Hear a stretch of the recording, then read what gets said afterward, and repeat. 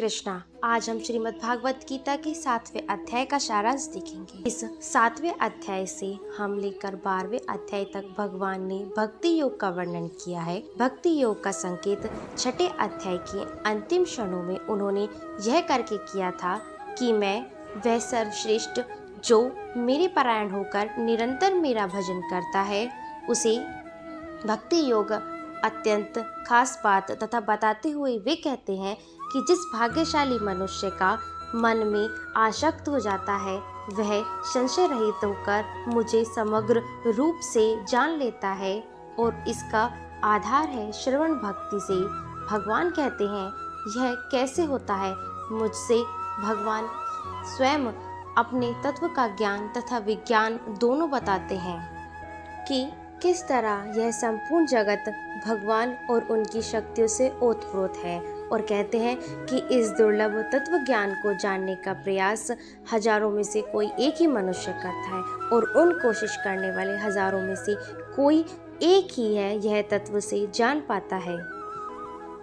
इसके आगे भगवान अपनी शक्तियों के बारे में बताते हैं कि वे कहते हैं कि पृथ्वी, जल, अग्नि, वायु, आकाश, मन, बुद्धि तथा अहंकार, यह 8 मेरे अपराध कह भृंगरी प्रकृति है जिसे जड़ प्रकृति भी कहते हैं। दूसरी प्रकृति जीव है जो कि चेतन, इसी जो प्रकृति के द्वारा ही यह संपूर्ण जगत धारण किया जाता है।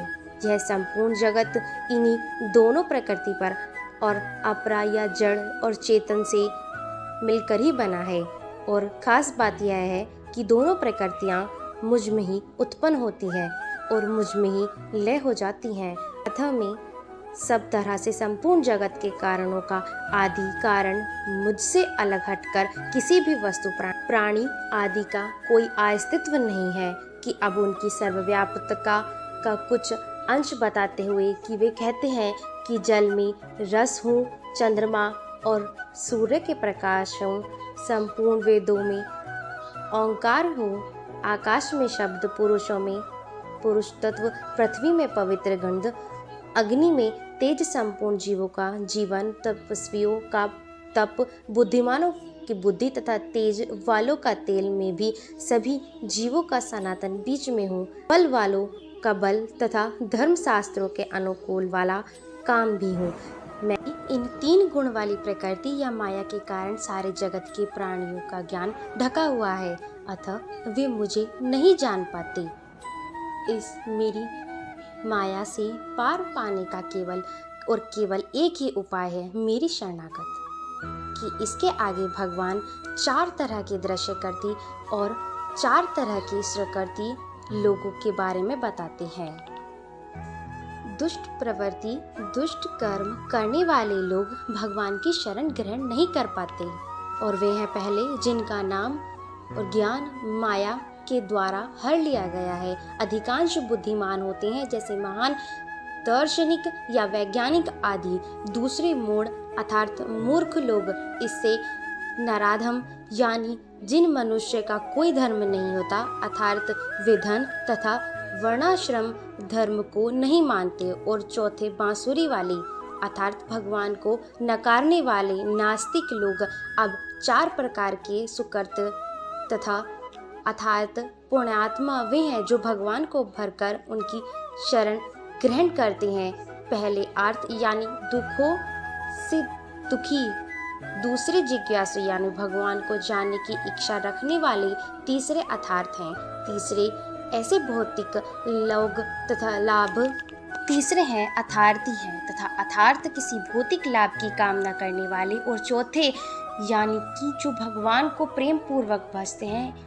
इन सभी प्रकार के भक्तों को भगवान ने उदार तथा श्रेष्ठ बताया है, लेकिन ज्ञानी भक्त को साक्षात अपनी आत्मा बताकर सर्वश्रेष्ठ बताया है। यह सब कुछ वासुदेव ही ऐसा संपूर्ण ज्ञान, संशय रहित होना ही भगवान को समग्र रूप से जानना है।